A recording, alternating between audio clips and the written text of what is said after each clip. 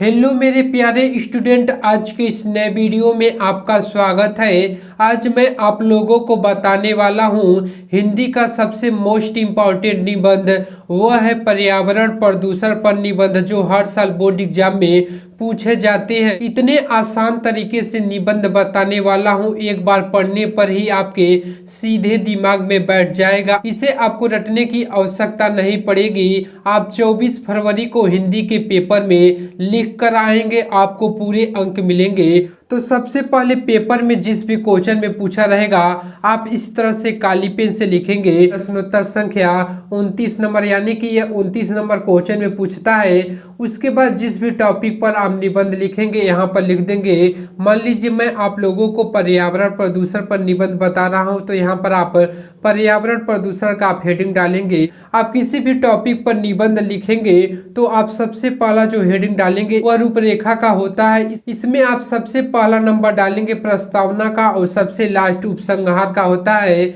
यह कॉमन होता है, आप किसी भी टॉपिक पर निबंध लिखेंगे। उसके बाद आप जिस भी टॉपिक पर निबंध लिखेंगे उससे रिलेटेड आप बीच में लिखते हुए चले जाएंगे। जैसे कि सबसे पहला आप डालेंगे प्रस्तावना, दूसरा आप हेडिंग डालेंगे प्रदूषण का अर्थ, तीसरा आप हेडिंग डालेंगे प्रदूषण के प्रकार, चौथा आप हेडिंग डालेंगे प्रदूषण की समस्या तथा इससे हानियां, और पांचवा हेडिंग डालेंगे समस्या का समाधान, और छठा नंबर आप हेडिंग डालेंगे उपसंहार का। यानी कि आपको जितने भी हेडिंग के बारे में आपको लिखना है उसे आप रूपरेखा में लिखेंगे। सबसे पहला आप यहाँ पर हेडिंग डालेंगे प्रस्तावना का। जो आपने रूपरेखा में हेडिंग डाला रहेगा आप उसे क्रम से डालते हुए उसके बारे में आप लिखते हुए चले जाएंगे। वीडियो को आप पूरा अंत तक अच्छे से देखिएगा, मैं आपको बहुत ही अच्छे तरह से बताऊंगा। मैं आपको वीडियो के बीच में बताऊंगा कि कितने पेज लिखने पर आपको पूरे अंक मिलती है। इसमें आप लिखेंगे आज का मानव औद्योगिकरण के जंजाल में फंसकर स्वयं भी मशीन का ऐसा निर्जीव पुर्जा बनकर रह गया है। यानी कि आज के जो मानव है वे मशीनों का इस्तेमाल करके ऐसे जाल में फंस गए हैं मानो कि खुद भी एक मशीन का ऐसा निर्जीव पुर्जा बन गए हैं जिसमें जीवन नहीं होता है। उसके बाद आप इसमें लिखेंगे कि वह अपने पर्यावरण की शुद्धता का ध्यान भी न रख सकता है। जब एक और नई समस्या उत्पन्न हो गई है, वह है प्रदूषण की समस्या। इस समस्या की ओर आजकल सभी देशों का ध्यान केंद्रित है। इस समय हमारे समझ सबसे बड़ी चुनौती पर्यावरण को बचाने की है, क्योंकि पानी, हवा, जंगल, मिट्टी आदि सब कुछ प्रदूषित हो चुके हैं। इसलिए प्रत्येक व्यक्ति को पर्यावरण का महत्व बताया जाना चाहिए, क्योंकि यही हमारे अस्तित्व का आधार है। यदि हमने इस असंतुलन को दूर नहीं किया तो आने वाली पीढ़ियां अभिशप्त जीवन जीने के बाध्य हो जाएंगे, यानी कि श्रापित हो जाएंगी, और पता नहीं तब मानव जीवन होगा या नहीं। आप इसी तरह से अच्छे से लिखेंगे। उसके बाद आप दूसरा नंबर हेडिंग डालेंगे प्रदूषण का अर्थ। इसमें आप लिखेंगे संतुलित वातावरण में ही जीवन का विकास संभव है। पर्यावरण का निर्माण प्रकृति के द्वारा किया गया है, प्रकृति द्वारा पद्धत। आगे आप लिखेंगे पर्यावरण जीवधारियों के अनुकूल होता है। जब वातावरण में कुछ हानिकारक घटक आ जाते हैं तो वे वातावरण का संतुलन बिगाड़ कर उसको दूषित कर देती है। यह गंदा वातावरण जीवधारियों के लिए अनेक प्रकार से हानिकारक होता है। इस प्रकार वातावरण के दूषित हो जाने को ही प्रदूषण कहते हैं। आप इसी तरह से अच्छे से लिखेंगे। उसके बाद नेक्स्ट आप हेडिंग डालेंगे प्रदूषण के प्रकार। इसमें आप लिखेंगे आज के वातावरण में प्रदूषण इन रूपों में दिखाई देता है। सबसे पहला आपको नंबर डालेंगे वायु प्रदूषण। इसमें आप बताएंगे कि वायु प्रदूषण कैसे हो रहा है। इसमें आप लिखेंगे वायु जीवन का अनिवार्य स्रोत है। प्रत्येक प्राणी को स्वस्थ रूप से जीने के लिए शुद्ध वायु अर्थात ऑक्सीजन की आवश्यकता होती है, जिस कारण वायुमंडल में उसकी विशेष अनुपात में उपस्थिति आवश्यक है। जीवधारी सांस द्वारा ऑक्सीजन ग्रहण करता है और कार्बन डाइऑक्साइड छोड़ता है।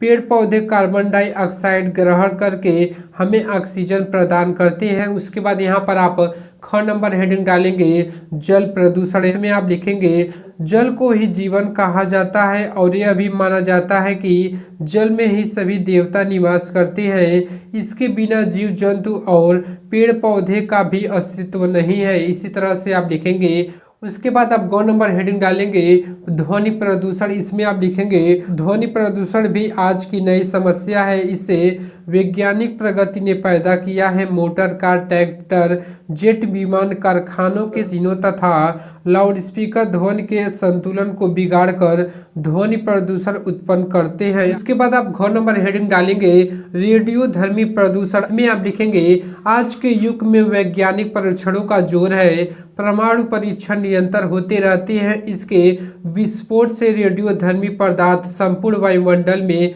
फैल जाती है, अनेक प्रकार से को क्षति पहुंचाते हैं। उसके बाद आप अंग नंबर हेडिंग डालेंगे रासायनिक प्रदूषण। इसमें आप लिखेंगे कारखानों से बहते हुए अपशिष्ट द्रवों के अलावा रोगनाशक तथा कीटनाशक दवाइयों से और रासायनिक खादों से भी स्वास्थ्य पर प्रतिकूल प्रभाव पड़ रहा है। उसके बाद आप नेक्स्ट हेडिंग डालेंगे प्रदूषण की समस्या तथा इससे हानियां। इसमें आप लिखेंगे बढ़ती हुई जनसंख्या और औद्योगिकरण ने विश्व के सम्मुख प्रदूषण की समस्या पैदा कर दी है। कारखानों के धुएं से विषैले कचरे के प्रभाव से तथा जहरीली गैसों के रिसाव से आज मानव जीवन समस्याग्रस्त हो गया है। इस प्रदूषण से मनुष्य जानलेवा बीमारियों का शिकार हो गया है। आप इसी तरह से लिखेंगे। उसके बाद आप नेक्स्ट हेडिंग डालेंगे समस्या का समाधान, यानी कि हम समस्या का समाधान कैसे पा सकते हैं। उसके बाद यहाँ पर आप लिखेंगे वातावरण को प्रदूषण से बचाने के लिए वृक्षारोपण सर्वश्रेष्ठ साधन है, यानी कि वातावरण को हमें बचाने के लिए सबसे ज़्यादा अधिक से अधिक पेड़ पौधों को लगाना चाहिए। दूसरी ओर वृक्षों के अधिक कटाव पर भी रोक लगानी चाहिए।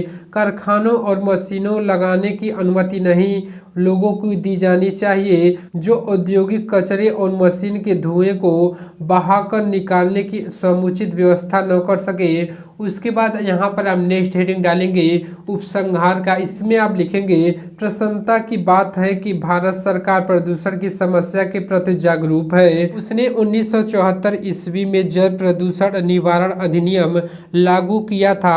इसके अंतर्गत एक केंद्रीय बोर्ड तथा प्रदेशों में प्रदूषण नियंत्रण बोर्ड गठित किया गया है। इसी प्रकार नए उद्योगों को लाइसेंस देने और वनों की कटाई रोकने की दिशा में ठोस नियम बनाए गए हैं। आप इसी तरह से आप बोर्ड एग्जाम में आप लिख कर आएंगे तो पूरे अंक मिलेंगे। यदि वीडियो पसंद आए तो वीडियो को लाइक, सब्सक्राइब और ज़्यादा से ज़्यादा अपने दोस्तों के पास शेयर करें। मिलते हैं नेक्स्ट वीडियो में। जय हिंद, जय भारत, वंदे मातरम।